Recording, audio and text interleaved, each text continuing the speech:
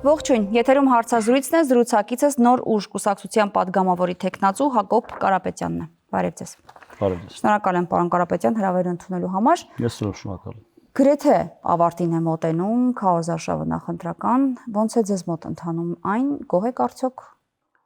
Բավական լավ է ընթանում, շատ լավատեսական կանխատեսումներ ունենք եւ ընդհանրապես լավատեսորեն ենք տրամադրված։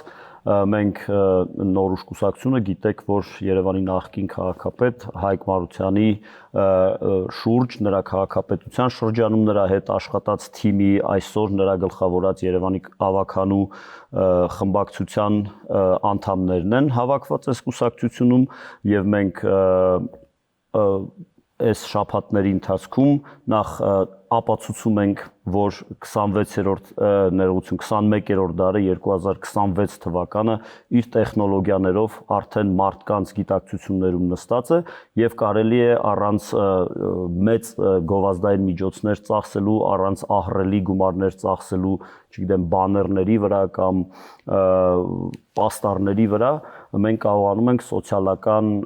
ցանցերում on-line տիրույթում մեր ակտիվության շնորհիվ գրավել մարդկանց ուշադրությունը, տեղ հասցնել մեր ծրագրերը եւ հակված ենք կարծելու, որ մենք լուրջ հաջողություն ենք գրանցել։ Ձեր գործիքներից մեկը հումորն է, բայց դա աշխատում է։ Ընդհանրապես Եթե չնայենք օրինակ սոցիալական հարթակներում դիտումների կամ լայքերի, սրտիկների քանակը, դա իրականության մեջ երբ հանդիպում եք քաղաքացիներին, ընկալվում է ձեր հումորը լուրջ քաղաքական ծրագիր ներկայացնելու տեսանկյունից։ Իհարկե, ընդհանրապես հումորը մարդկային շփումը ավելի պարզ, ավելի մատչելի եւ ավելի մարդամոտ դարձնելու միջոցներից մեկն է եւ մասնավորապես քաղաքական ուղերձները փոխանցելու համար շատ լավ գործիք է, առավել եւս, որ մեր լիդերը Հայկ Մարությանը իր կենսագրության մի զգալի մասը հենց այդ ոլորտին է տրամադրել, առավել եւս, որ այդ հումորային հոլովակները դիտողները շատ լավ հիշում են նաեւ Հայկ Մարությանի աշխատանքը Երևանի քաղաքապետարանում, որը 3 տարվա կարճ ժամանակահատվածում ահռելի աշխատանք է արվել, հիմնարար ռեֆորմներ են արվել, որոնք աշխատում են մինչ օրս։ Ձեր նվազագույն եւ առավելագույն նպատակը ո՞րն է։ Ազգային ժողով անցնել մանդատներ ունենալ, թե իշխանափոխություն։ Մենք այո ունենք նվազագույն նպատակ, դա ազգային ժողովում ներկայություն ունենալը եւ ընդդիմադիր դիրքերից մեր ծրագրերը առաջ մղելն է եւ միջանկյալ նպատակ կարելի ասել ընդդիմադիր ուժերից ոմանց կամ որոշների հետ կոալիցիոն համաձայնագիր ստորագրելը եւ կառավարություն կազմելը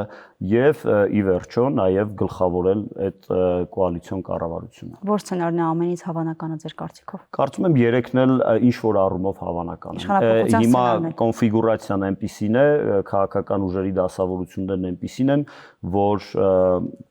ամենահետաքրքիր սցենարներն էլ հավանական են։ Իսկական նույնիսկ միանձնյա իշխանություն փոխելը։ Ես միանձնյա իշխանության մասին չասացի, դա քիչ հավանական սցենարներից մեկն է, բայց գլխավորել կոալիցիոն կառավարությունը միանգամայն հնարավոր է։ Ասացիք որոշ ընդդիմադիրների հետ կոալիցիա կազմելով ում եք բացառում, որ դուք կարող եք միանալ։ Դրա մասին բազմիցս ասվել է, բացառում ենք քաղաքացիական պայմանագիր կուսակցության հետ կոալիցիա կազմելը ընդհանրապես, հա, նշեմ կոալիցիա կազմելը եւ այնպես անել, որ Նիկոլ Փաշինյանը վերընտրվի վարչապետ, դա հասկանալի է, որտեղ մենք դիրքավորվում ենք որպես ընդդիմություն եւ ի տարբերություն որոշ այլ ընդդիմադիր կուսակցությունների, իսկապես մեր համար դա սկզբունքային մոտեցում է եւ բացառում ենք երկրորդ նախագահ Ռոբերտ Քոչարյանի ուժի գլխավորությամբ կառավարության կազմումը, մնացած բոլոր ուժերի հետ քննարկումները հնարավոր են։ Իհարկե այնտեղ կան տարբեր նրբություններ,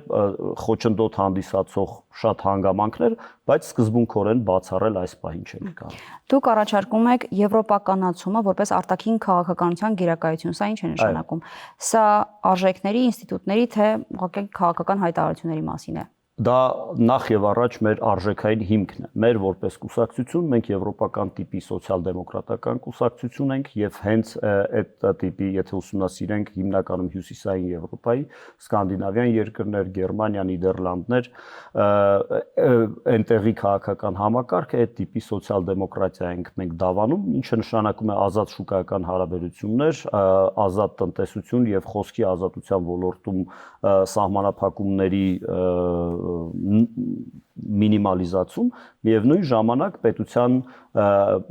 ավելի շատ մասնակցություն հանրային կարևորություն ունեցող ոլորտներում եւ եվրոպականացումը մենք հավատում ենք եւ համարում ենք, որ հայ ժողովուրդը եւ Հայաստանը հազարամյակներ ի վեր իր քրիստոնեական արմատներով եւ նույնիսկ քրիստոնեական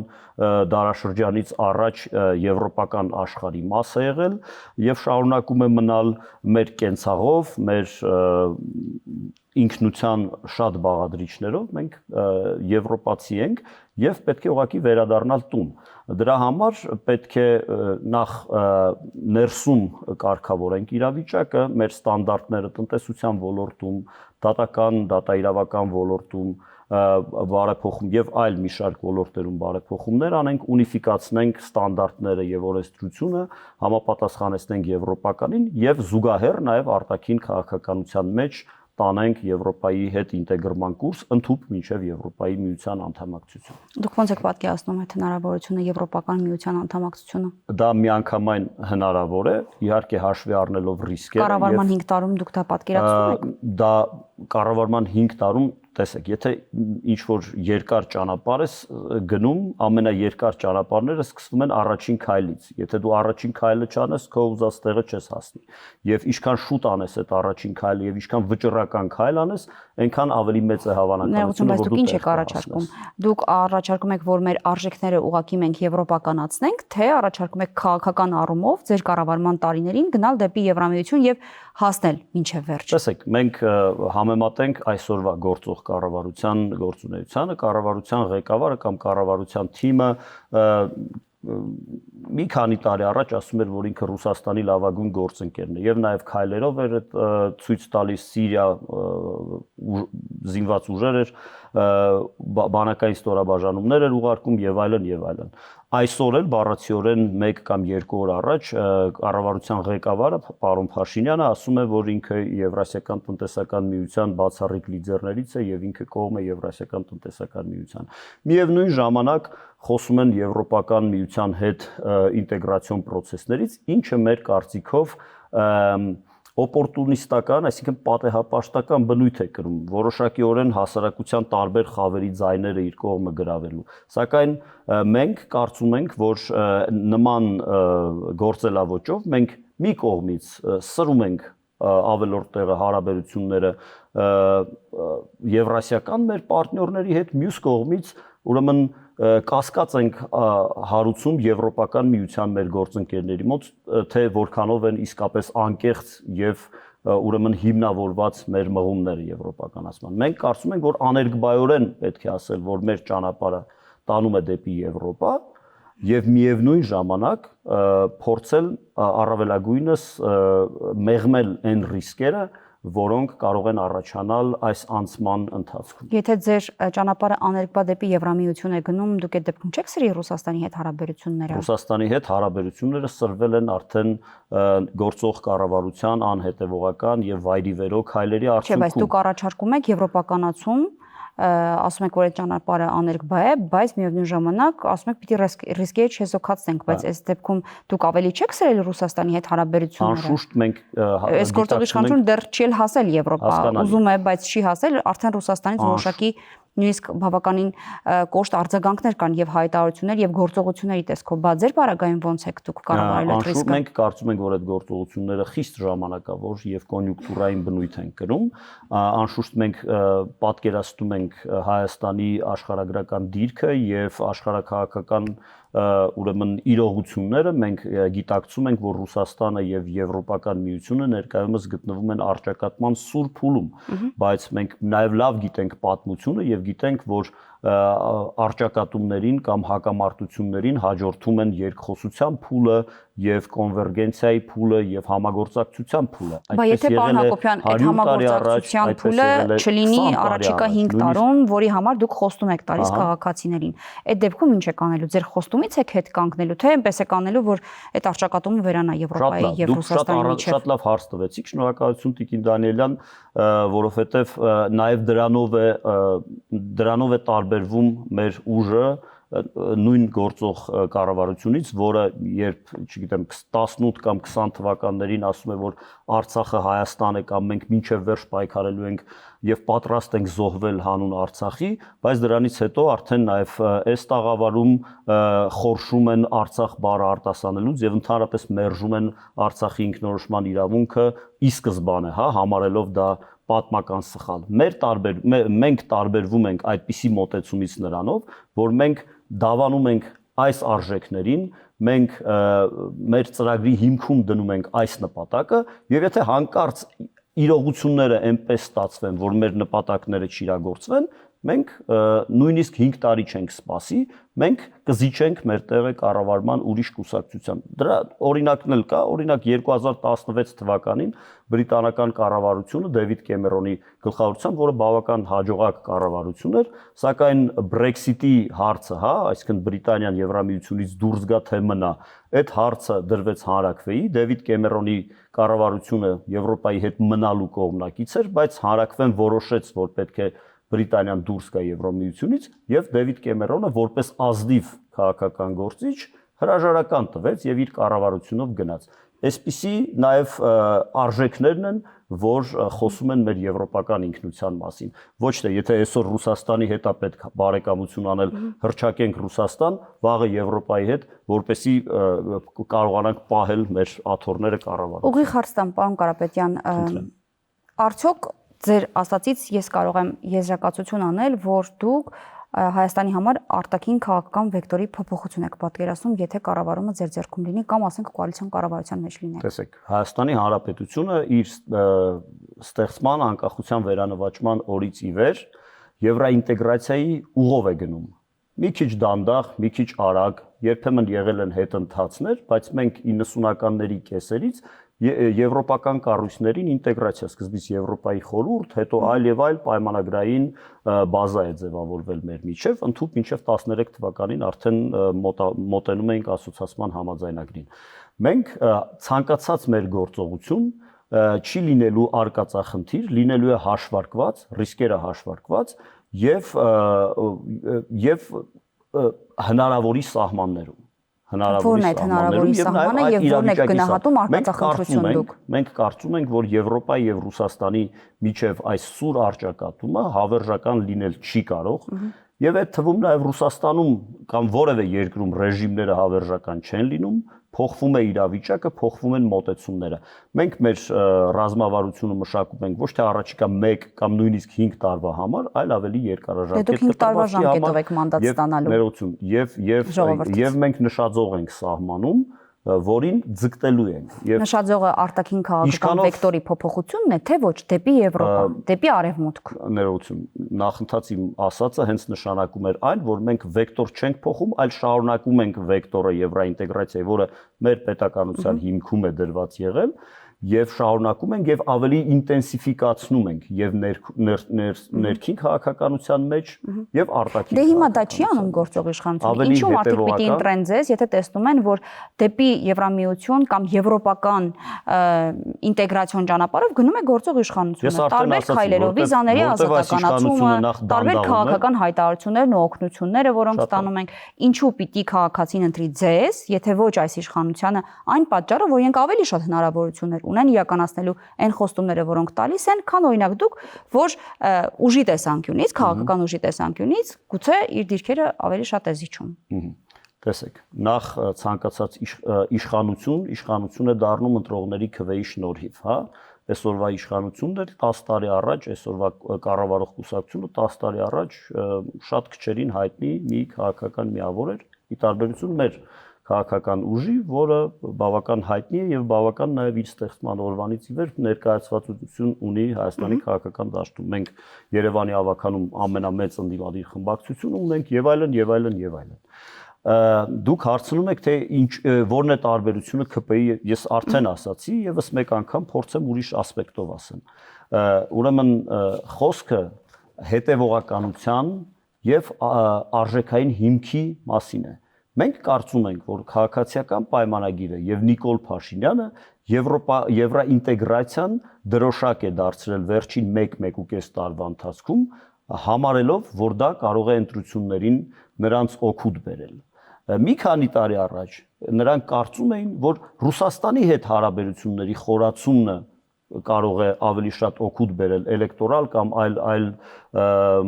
ոլորտներում, հա, այլ տեսանկյուններից։ Եվ դրա համար էլ մենք ոչ մի համոզմունք, մենք ոչ մի վստահություն չունենք, որ քաղաքապայմանագիրը եւ Նիկոլ Փաշինյանը վաղը նորից չեն վերադառնալու իրենց ռետորաբանությամբ եւ գործողություններով Ռուսաստանի գիրկը։ Դուք ասում եք ինչ տարբերություն, շատ մեծ տարբերություն։ Վերջին 5 տարիների ընթացքում Նիկոլ Փաշինյանը վերջին 8 տարիների իր կառավարման ընթացքում գործող կառավարությունը որևէ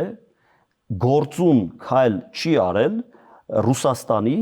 քաղաքական ազդեցությունից դուրս գալու համար։ Մենք շարունակում ենք մնալ ՀԱՊԿ-ի անդամ, մենք խորացրել ենք մեր հարաբերությունները եվրասիական ոլորտում եւ մենք մեծացրել ենք մեր տնտեսական կախվածությունը Ռուսաստանի Դաշնությունից։ Ասացեք, խնդրեմ, այդքանից հետո ինչպես է լինում, որ Նիկոլ Փաշինյանը ուրեմն ձգտում է Եվրոպա եւ մենք պետք է փորձենք ինչ-որ։ Հիմա դուք ձգտում եք դեպի Եվրոպա, ինչ եք անելու ՀԱՊԿ-ի հետ, ոնց եք մեղմելու կամ կտրելու կախվածությունը ԵԱՏՄ-ից եւ նաեւ Ռուսաստանից։ Մենք Ռուսաստանի եւ Եվրասիական տնտեսական տարածքի հետ ձգտելու ենք առավելագույնս դրական եւ բարեկամական հարաբերություններ ունենալ, միևնույն ժամանակ ուրեմն ինտենսիվիկացնելով մեր հարաբերությունները Եվրոպայի միության հետ եւ նաեւ զուգահեռաբար ակնկալելով նրանց աջակցությունը տնտեսական մեկ միությունից մյուս միությունը փոխելու ՀԱՊԿ-ից դուրս եք գալու թե մնալու։ Օրենսդրությունն ենք փոխելու։ ՀԱՊԿ-ը անիմաստ կառույց է։ ՀԱՊԿ-ը ցույց է տվել վերջին 30 տարիների ընթացքում, որ ինքը Հայաստանի անվտանգության համար երաշխավոր չի կարող լինել, եւ ՀԱՊԿ-ը ըստ էության գոյություն չունի։ Դուրս եք գալու ՀԱՊԿ-ից։ Մենք ՀԱՊԿ-ից դուրս գալու համար խնդիր չենք տեսնում։ Բայց միևնույն ժամանակ մտածում եք, որ կկարողանաք բայց միևնույն ժամանակ մտածում եք Ռուսաստանի հետ բայդրացիական հարաբերությունների կայացումը, խորացումը, բայց գտնում եք, որ օրինակ ՀԱՊԿ-ից կարելի է դուրս գալ, դա մեզ համար խնդիր չի առաջացնում։ Նախ ցանկացած որևէ երկրի հետ պետք է ձգտել խորացնել հարաբերությունները։ Առավել եւս Ռուսաստանի նման երկրի հետ, որոնց հետ մենք ունենք ավանդաբար հարաբերություններ եւ նաեւ էսպային գոյություն ունեցող տնտեսական եւ այլ կապեր։ Իսկ եթե ՀԱՊԿ-ից դուրս եք գալիս, այդ հարաբերությունները պահպանվում են, որևէ թշնամական գործողություն, տեսեք, ես չասացի, որ մենք ՀԱՊԿ-ից անպայման դուրս ենք գալիս։ Դուք ասեք խնդիր չի մեզ համար, եթե մենք դուրս գանք։ Գալը խնդիր չէ։ Քանի որ ՀԱՊԿ-ը ռազմական կառույց է, այդուհանդերձ այնտեղ կա գաղտնիության ինչ որ շերտ, որի մասին միանգամայն ավելի բացահայտ պատկերացում կազմելու համար պետք է տիրապետել այդ շերտին։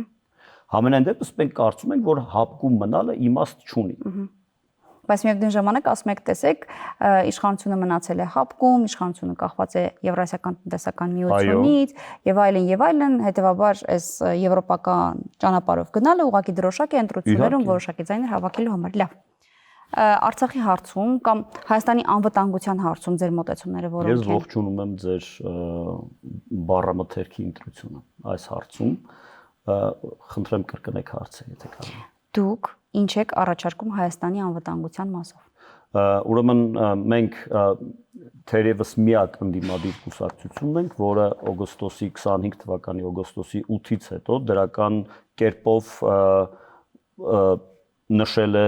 Վաշինգտոնյան համաձայնագրերի ստորագրումը։ Մենք կարծում ենք, որ կրկին գործող կառավարության անհեռատես եւ հախուռն քաղաքականության հետևանքում մենք մեծ ողբերգություններ ենք ունեցել եւ անդառնալի իրավիճակներ են առաջացել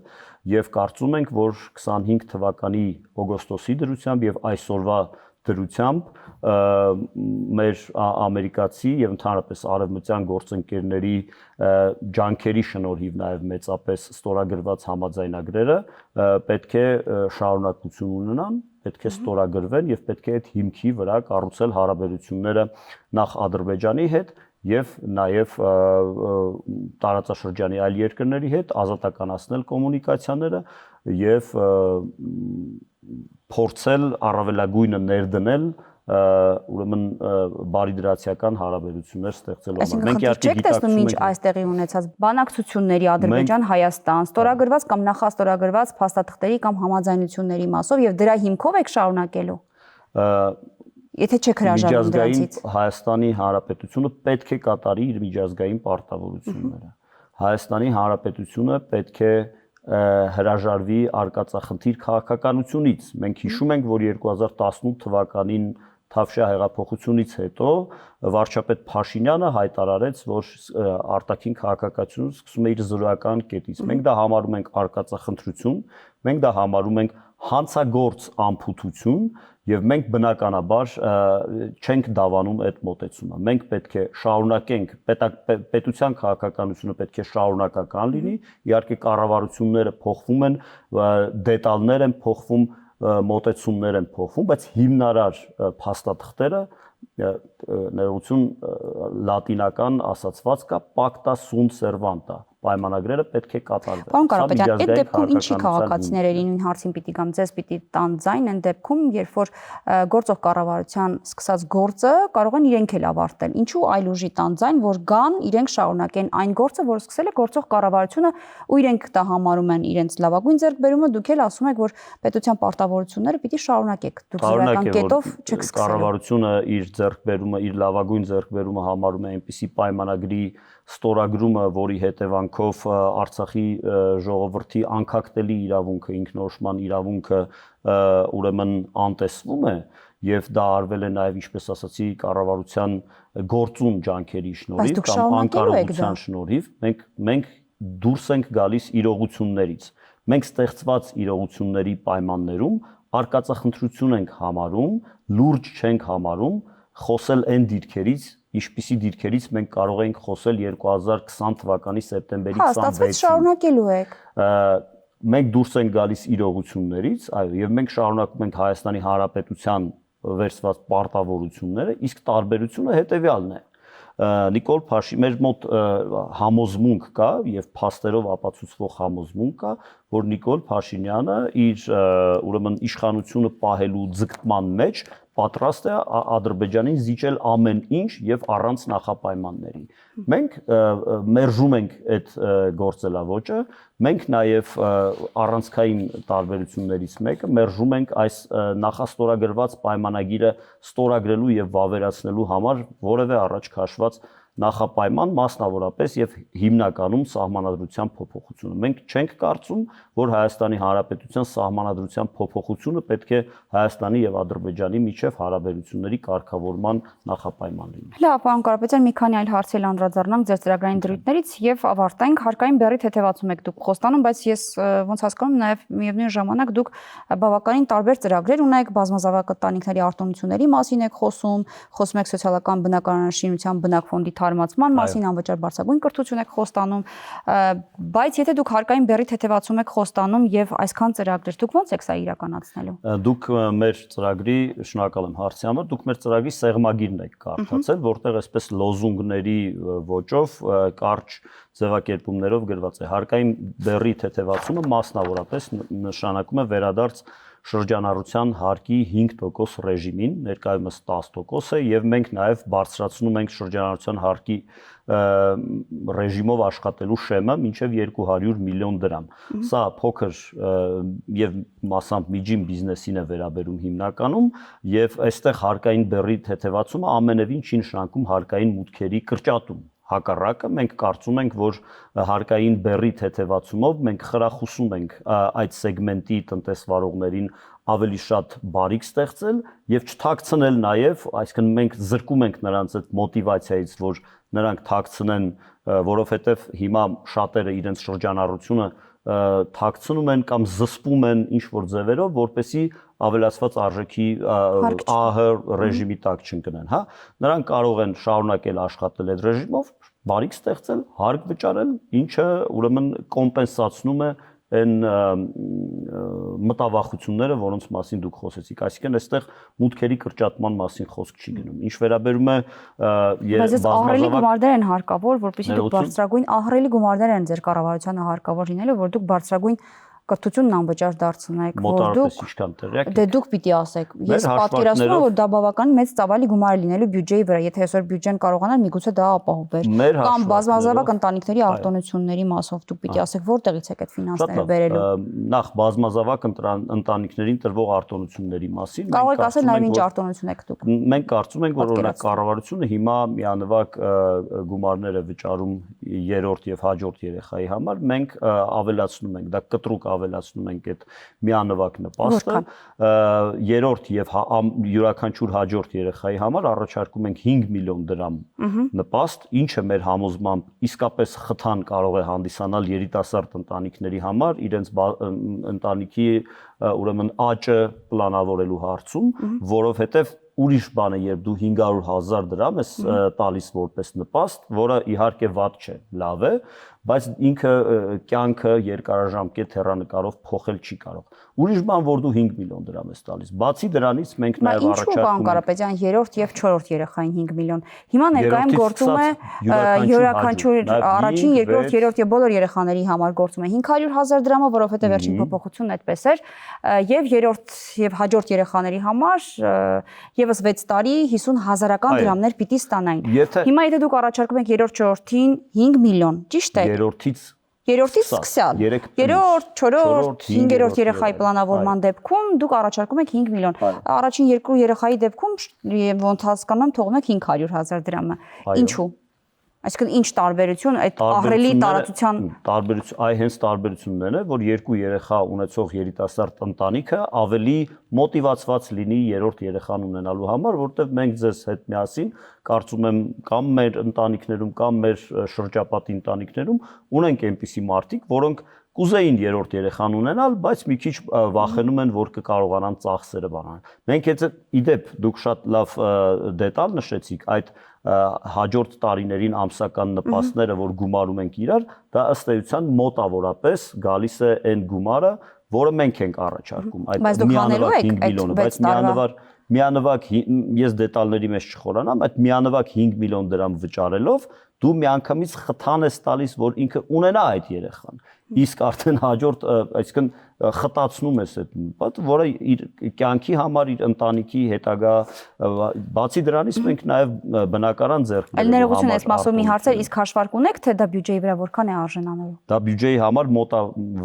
մոտավորապես նույնքան է արժանալու, ես քիչ առաջ ես դա էի ասում։ Դա բյուջեի վրա մոտավորապես նույնքան է արժանալու, որքան այսօրվա գործող կարգն է։ Մի քիչ ավել, մի քիչ պակաս։ Բայց դրա էֆեկտը նոր կա գործող կարգը մնում է, թողնում եք եւ նորից եք ավելացում, դա հավելյալ ծախս է բյուջեի վրա, կամ պետք է մեկը հանեք եւ ձեր ասածով կոմպենսացնեք ձեր 5 միլիոններով, կամ դա հավելյալ ծախս է լինելու բյուջեի վրա։ Այս դեպքում ես հարցնում եմ, որտեղ է լինելու ֆինանսավորումը, որտեղից է ֆինանսավորումը լինելու է, եթե դուք ուզում եք հավելյալ այդ նպաստի, նախ մենք կարծում ենք, որ լավ կառավարողը վատ կառավարողից տարբերվում է նրանով, որ ինքը ճիշտ է իրար հետևից շարում առաջնահերթությունները։ Օրինակ մեզ համար առաջնահերթությունը դեմոգրաֆիական խնդիր է, որտեղ մենք կարծում ենք, որ Հայաստանի մեծագույն հարստությունը դա մարդիկ են եւ պետք է այդ մարդիկ շատանան։ Եվ եթե մենք 10-15 տարի հետո ունենանք իսկապես աճող բնակչություն, այդտեղ առաջին հերթին պետությունն է շահելու եւ նաեւ այդ ընտանիքներն են շահելու։ Իսկ վատ կառավարիչները օրինակ սկսում են ծախսերը մեծացնել տոնակատարությունների վրա, չգիտեմ, ամանորյա զարդարանքների կամ ինչը էլի վատ չէ, բայց պետք է ճիշտ դասավորել առաջնահերթությունները։ Եվ այստեղ եթե մենք պետք է ընտրություն կատարենք խթանել երիտասարդ ընտանիքներին, բազմազավակ ընտանիքներին, թե, չգիտեմ, մեկ այլ BMW գնել բարձրաստիճան պաշտոնյաների համար կամ չգիտեմ ինչ-որ ճոխ համերգներ անցկացնել մարդկանց ուրախացնելու համար, մենք իհարկե կընտրենք Առաջի տարբերակ։ Իսկ հաշվարկ ունեք, քանի բնակարան եւ ինչ ժամկետում եք պատրաստվում իրականացնել բնակարանաշինության ծրագրով եւ բնակֆոնդի թարմացման շրջանակում։ Բնակֆոնդի թարմացման շրջանակում մենք ունենք շատ լավ ծրագիր, որը մշակվել էր Երևանի քաղաքապետարանում մեր թիմի աշխատանքի շրջանում, բայց բնակֆոնդի թարմացումը եւ սոցիալական բնակարանաշինությունը մի քիչ իրարից տարբերվող ծրագրեր են։ Սոցիալական բնակարանաշինությունը դա պետությունը, եթե այսպես պարզ ձևով ասենք, պետությունը ինքն է դառնում կառուցապատող եւ ինքնարժեքին մոտ գնով նախ այդ դեպքում կառուցապատող ընկերությունը ազատվում է որոշակի հարկերից, որոնք վճարում են այլ մասնավոր կառուցապատող ընկերություններ, ինքնարժեքը նվազում է եւ ինքնարժեքին մոտ գնով տալիս է սոցիալական այդ ծրագրի շրջանակներում բնակարաններ է առաջարկում որոշակի խմբերի։ Ինչ վերաբերում է բնակֆոնդի թարմացմանը, մենք այդպիսի ծրագիր ունեինք Աջափնյակում, համալիր եք պատկերացնում, որ կթարմացնի։ Դա պետք է ընդհանրապես շարունակական process լինի Երևանում եւ մեծ քաղաքներում առաջին հերթին, որովհետեւ ինչքան էլ մենք բողոքենք ներկա շինարարության տեմպերից, հա, այնուամենայնիվ շինարարության process-ը պետք է անընդհատ լինի եւ շարունակական լինի, որովհետեւ մեր բնակֆոնդի զգալի մասը հին է կամ հնացող է։ Էլի պատկերավոր եւ պարզ ձևով ասեմ ժամանակը խնայելու համար ենթադրենք մենք ունենք 5 հարկանի Խրուշովկա ասած շենքերը, որոնք արդեն եթե դրանցից շատերը հիմա արդեն վթարային վիճակում են, շատերն էլ մոտ 10-15 տարուց հետո այդ վիճակում կլինեն։ Մենք Խրուշովկա շենքի դիմացը, 5 հարկանի շենքի դիմացը առաջարկում ենք արդեն մասնավոր կազմակերպությանը կառուցել 7 հարկանի կամ 8 հարկանի, այնտեղ հաշվարկը ավելի մանրամասն կարվի շենք, 5 հարկանի շենքի բնակիչներին տրամադրել իրենց համարժեք բնակարանները, մյուս ավելացած բնակարանները վաճառել եւ ապահովել իրենց շահույթը։ Այդպիսով մենք նույն տարածքում, նույն թաղամասում, նույն քաղաքային միջավայրում կունենանք մարդկանց համար նույն իրենց բնակարանները ավելի թարմացված եւ ավելի լավ, ամփոփում ենք զրույցը, երկու հարց կարճ խնդրում եմ։ Դուք մետրոյի կայարանի խոսում տալիս եք կառուցման։ Մենք Երևանի քաղաքապետարանի ընտրության չենք գնում, մենք 2018 թվականին մետրոյի կայարանի խոստում տվել էր Իմ քայլը դաշինքը, որը գլխավորում էր Հայկ Մարությանը, եւ Հայկ Մարությանը գործուն քայլեր էր իրականացրել, որը վստահաբար կհասներ իր հանգուցալուծմանը եւ մենք արդեն այսօր կունենայինք մետրոյի կայարան, եթե քաղաքացիական պայմանագիր կուսակցությունը իր նեղ կուսակցական շահերից ելնելով Հայկ Մարությանին չհեռացներ։ Լավ, եւ վերջում կոռուպցիոն հանցագործությունների համար վաղեմիության ժամկետներից չեղարկում եք դուք խոստանում, սա ինչի մասին է խոսում եւ արդյոք որոշակի առումով իրավական սկզբունքներին սա հակասություն չի ստեղծում։ Տեսեք, նախ կոռուպցիոն կամ ասենք հաշվեհարդար քաղաքական, այդպիսի գործիք կարող է դառնալ։ Իհարկե ոչ, այդտեղ մաքուր իրավական process է, քաղաքական է այնքանով, որ տեսեք, կոռուպցիոն հանցագործության քաղաքական կոմպոնենտը որն է։ Ենթադրենք X պաշտոնյան, բարձրաստիճան պաշտոնյան կոռուպցիոն սխեմա է ստեղծել եւ այդ կոռուպցիոն հանցագործություն է գործում եւ նա ինչ որ առումով օգտագործում է իր քաղաքական կապերը, իր պաշտոնական դիրքը պատժից ազատվելու համար։ Եվ քանի որ միջինում 5-ից 10 տարի է, հա, մեկ քաղաքական ռեժիմի, վարչակազմի, կառավարության կյանքը, ինքը գիտի, որ այդ 5-10 տարվա ընթացքում շատ թե քիչ անպատիժ է լինելու։ Դրանից հետո իշխանությունը փոխվում է, սա էլ նույնպես մեր ուրեմն աշխատանքի փորձառությունից ենք ասում։ Երևանի քաղաքապետարանում շատ կոռուպցիոն հանցագործություններ, որոնք բացահայտվում էին, մարդիկ ազատվում էին պատժից, որտեղ ասում էին հոդվածով իրենք վաղեմիության ժամկետը անցել է, իրենք պատժից ազատված են։ Մենք առաջարկում ենք վերացնել կոռուպցիոն հանցագործությունների դեպքում վաղեմիության ժամկետը, որպեսզի որևէ չինովնիկ, կլինի դա կոռուպցիոներ ազգային ժողովի նախագահ կամ չգիտեմ նախարար կամ ավելի ցածր օղակի պաշտոնյա ինքը իմանա, որ ցանկացած պարագայում կլինի 5 տարի, 10 տարի, թե 20 տարի հետո պատիժը իրեն հասնելու է եւ կարծում ենք դա ավելի զսպող դեր կունենա։ Շնորհակալ եմ զրույցի համար։ Հաջողություն ձեզ։ Զրուցակիցս Նոր ուժ կուսակցության падգամավորի տեխնացու Հակոբ Կարապետյանն էր։ Կհանդիպենք։